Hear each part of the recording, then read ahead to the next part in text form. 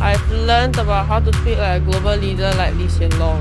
I would like people to know about the current war and how it has affected us. I learned how to solve real problems for people, and I like to work together with my friends. I want to be like David Berzinski because he made me laugh.